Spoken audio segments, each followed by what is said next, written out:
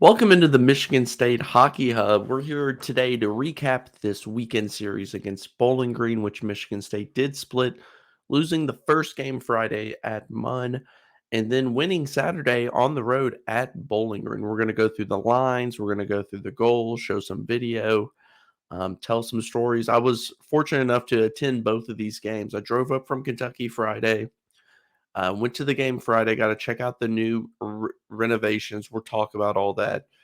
Then I drove to Bowling Green Saturday from East Lansing and had just a great weekend. So we'll recap that, but let's just jump into game one. And before we get started, I wanted to look at the lines. Actually, before we get started, let's just remind everyone to please, please, please hit the like button right here, subscribe button, follow us at Michigan State Hockey Hub on Twitter. We never get any comments on the YouTube video. Feel free to drop some comments in the YouTube video. I'll be happy to respond to any questions or just general comments if you want to talk Spartan hockey. So, as we get started, first off, this weekend was awesome. I met a few people, or not met. Brad LaPlante, who's come on the show a couple times, ran into him, talked to him, caught up with him. Nate Bott, who has also come on the show a number of times, got to meet him for the first time in person. That was awesome to chat with them, and it was really cool. Michael Underwood's family ran into me as well, and I talked to them. Really nice people. I saw them Friday night, and then in Bowling Green Saturday, met mom, dad, his sister. Even got to talk to Michael before the game. Tanner Kelly's dad and Matt Basgill's dad I met and chatted with for quite a while at the Buffalo Wild Wings in beautiful Bowling Green, Ohio, as we watched the Michigan State football team.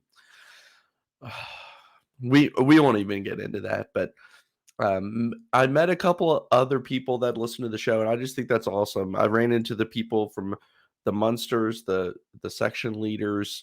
Love what they're doing. The Munsters were live, just so lively on Friday night. Brought a lot of noise, especially with Midnight Madness going on. I expected that student section to be lower attendance.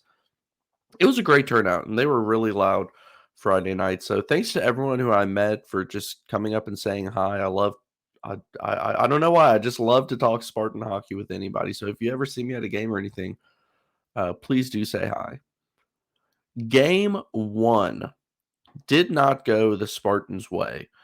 It was a 3-1 game, a little bit sloppy to begin, as you would imagine. There's a lot of players that have not played. Oh, I also met Kelly, who is generous enough to let us use her photos.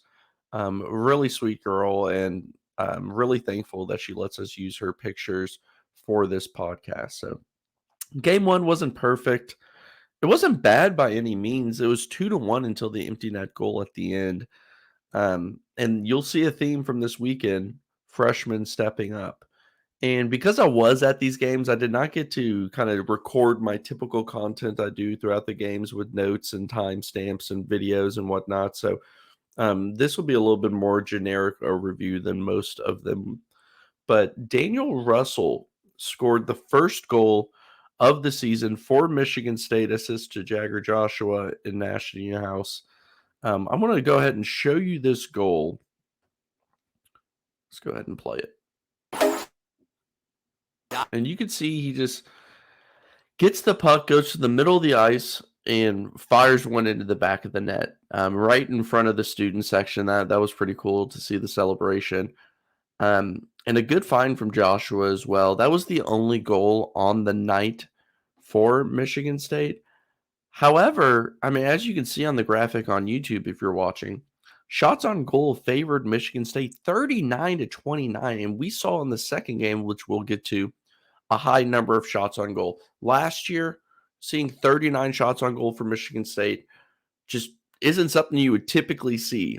So I really liked how aggressive they were and how fast they were to kind of shoot the puck, and not being afraid to shoot from all areas as well. Dylan St. Cyr got both starts this weekend. Friday night, 26 saves, 2 goals against. Michigan State dominated the faceoff dot. 39 won faceoffs. They lost 18. Overall, I did not think the Spartans played bad on Friday night. They could have easily won that game. There's no doubt. Just look at the stats as well. Um, Passes were a little bit off, dropping, you know, thinking a player's trailing you and dropping it behind to and what ended up to be nobody. Those type of things kind of weren't great. Um, in terms of the renovations to Munn, I thought that they were incredible. Really nice touch to have all the players' names on the slats going up and down. Just a beautiful facility. Everyone was there checking it out. Everyone was kind of going there in between periods, so I think everyone enjoyed it as well. Um, just so happy to see something new, something fresh in this Michigan State program. Now, the one thing I want at Munn is a better pro shop. All right, I go to these away games, and no matter where you go, they have a pretty nice, I was at Bowling Green Saturday. You walk in, they have lots of options, sweatshirts, t-shirts, hats, whatever. I would like to see that improved at Munn. That's my only gripe. It's a minor one at that. Um, let's just take a quick look at the lines from game one. Now, we knew that they would be different from the exhibition game against the development team, and I expected them to change some on game two as well, which we'll dive into next. David Gucciardi was out with an illness. And then you also had Christian Krieger, who was apparently out because of a disqualification that carried over from last year, which I did not know at the time. But that's why he was out.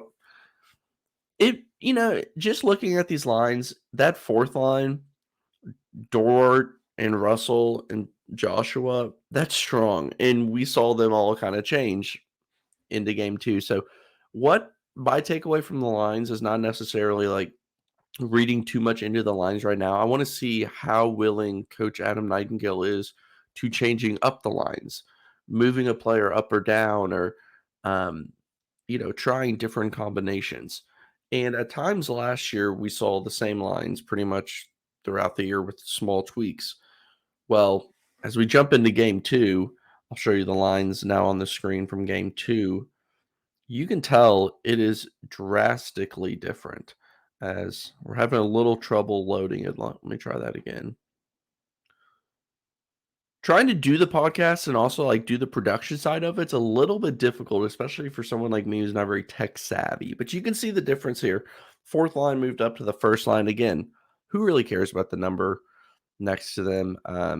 As you can tell, they've been shifted. Like it's not like Jesse Tucker dropped to a fourth line center like he appears here. It's just kind of how they decided to list them, in my opinion. That fourth line, Tiernan Shouty, Jesse Tucker, Tanner Kelly, I freaking love that line. That's a lot of fun. And we saw Shouty score a goal, which we'll get into. Kyle Haskins was the extra skater on um, on Saturday night in Bowling Green. I really like that third line as well, Justin Jalen, who's kind of has a nose for the puck. He looked good Saturday night. Didn't do anything too flashy or anything. And Nicholas Mueller's looked good. 2-game sample size. I always want to put everything in context. 2-game sample size is a tiny sample size. But I like what Nicholas Mueller has shown, and we'll show you that in the video next. But the Spartans get a big, big win Saturday night on the road in Bowling Green. Coach Adam Nightingale's first as head coach of Michigan State hockey, in a really fun game to be at. Bowling Green, shout out to them and their fans. The arena is not flawless. It's not the most beautiful, up-to-date thing in the world, but I love it. Shorter ceilings, student sections, bleacher creatures, as they call themselves, I believe. Extremely loud. The place was packed. They do a cool pregame thing where all the lights are off. They put their phone lights up and, whatever. Great atmosphere for college hockey. And seemed like a tough place to play. It was a tough place to just be a fan in. It just felt kind of like everyone was right on top of you. And the way this game started in the first period, it just seemed so fast. Like both teams were flying around. And maybe that's just because I was in person and close to the action. It just seemed faster than what I'm used to watching on TV, but it just had that feeling like it was very quick. Decisions had to be made quicker. And Michigan State held in there. And this game had a great blend of needing speed and also being very physical at times, which led to a couple of different penalties. And Bowling Green's goalie having to leave the game briefly to get stitches on his hand, I believe. So Michigan State does pull away with the win here. They dropped down, or excuse me, they got behind 1-0, and then Tiernan shouting, excuse me, which let me just go ahead and play the video. He tied it up at 1 with this shot.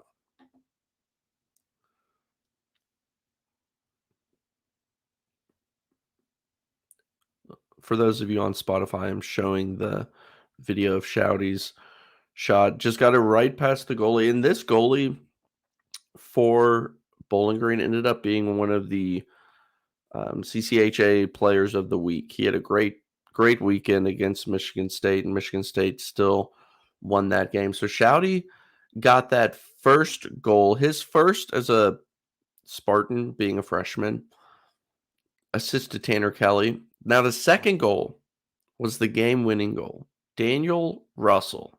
Second, he had one Friday, had one Saturday. This one Saturday, I loved. The place went wild. It was near the end of the third period. Bowling Green actually had I believe it was, now I'm just going off memory, a boarding penalty. Coach Nightingale challenged it to see if it could become a major penalty. He was successful with that challenge. So Michigan State goes on the 5-minute power play and capitalizes once. It was near the end of the game when that expired, so they got back to full strength. However, Bowling Green could not generate another goal, and Michigan State won. Let's look at that game-winning goal from Daniel Russell. So what you'll see on this goal is Nash Niehaus shoves it over, and we're getting the slow motion right now. Nash Niehaus passes over to Nicholas Mueller, who looks like he's going to shoot, ends up just kind of shooting one of those shot passes to Daniel Russell's stick, is what's going to show the slow motion here. And Russell just redirects it up over the goalie. Just a beautiful finish from the freshman to put the Spartans ahead and ultimately win the game. And huge congratulations to all of the players on the team, especially the new coaching staff on their first win as Spartan coaches, and all of the transfers, freshmen, everyone who's experiencing that fight song in the locker room for the first time. I just think that's a special moment. I think that's awesome. So ended up being a good weekend overall. A few takeaways, just general takeaways from a 2-game sample size. This team looks a little bit faster than they have in the past. Obviously, they're willing to shoot the puck more. There's less of the kind of dump and chase, win the board battle behind the net. There's a lot more generating offense, a little bit more, they just look craftier. I don't know if that's just the talent's craftier. Carson Dord, I like a lot. He had a really confident move, and I believe it was the second period of Friday night, kind of dangling in and out. Matt Basgall looks great. And I was talking to his dad about his game, and he was mentioning how in juniors he ran the power play, and it was just awesome. And he's getting that opportunity now at Michigan State, kind of playing what Dennis Sasana played last year on the power play. Dort and Russell and Basgall were all on the power play at once Friday, and I thought that was pretty cool, just showing confidence in the freshmen. I like this approach. It's a much more enjoyable style of hockey to watch, and I think it's going to lead to more success for Michigan State. Are they going to make the tournament and win a ton of games? Probably not in year one. Probably not. But we're already seeing progress. We're already seeing improvements on the roster. I don't remember Michigan State having freshmen come in and have this ability and show just the craft. Now, it hasn't all converted into scoring chances or anything, or excuse me, goals, but you're seeing the scoring chances. You're seeing a little bit more skill level, in my opinion, offensively. So overall, I've really liked what I've seen. Dylan St. Cyr looked good in net. Again, wasn't flawless, but there's not much more that you can ask from him. So let's go ahead and take a look around the Big Ten standings. So, and this is from College Hockey News. Why they rank them in this order when I don't know why, honestly, but um, I just put them in this order because Michigan State's at 2. Obviously, 1 week for some of these teams, 2 weekends into the season, these will change a lot, but Ohio State's 4-0 right now. They swept Wisconsin this past weekend, which puts Wisconsin at the bottom of the standings at 0-2. Michigan State's obviously 1-1. Notre Dame 0-1. They tied. Michigan 2-0. Minnesota 3-1. Penn State 2-0. And like I said, Wisconsin 0-2. Typically on one of these recap shows, we'll get into those games more. But just for time today, we're just going to go ahead and skip over to everyone's favorite thing, the bingo card. So I created this bingo card before the season, not really knowing how accurate or great it would be. And now it's not loading. We're going to try this again. I'm going to have to make some adjustments to this bingo card. So thanks to Nathaniel Bott, he gave us the idea of doing the weekend instead of just one game at a time. So we did check off some bingos. We were 1 away from having a bingo on the first weekend. And I haven't decided what, but I'm going to do something with this bingo card, like do a giveaway of some kind, maybe a Michigan State hat or shirt, or I don't know. We'll figure out something fun to do if we hit bingo. So the ones that hit this weekend, MSU outshoots the opponent. Michigan State scores a second period goal. Michigan State wins the faceoff battle. Jagger Joshua records a hit. That's more or less a free spot. MSU kills a penalty. MSU scores a third period goal. MSU records more than 25 shots on goal. I'm going to have to edit that number, just like Nate said. I would have to. Michigan State wins. TV crew shows Coach Nightingale. A freshman scores a goal. That happened a couple times. Michigan State scores a power play goal. And any team scores an empty net goal. Sadly, we got that spot from Friday night from Bowling Green. So we would have had the diagonal bingo if the one spot that did not hit would have hit Michigan State scores first. So just wanted to do a quick recap show today. Typically, these would come out earlier than Monday afternoon. However, traveling back to Kentucky from Bowling Green kind of put me behind a little bit. So we'll go ahead and get this published, get this out. The way that this week looks, we will do a series preview show. I'm working hard to get that scheduled and get the graphics and everything ready for that. The games this week are Thursday and Friday. So we're working with a little bit less time. Nathaniel Bott's going to come on. I believe we're going to record Tuesday night. So tomorrow night, if you're watching this when it comes out on Monday.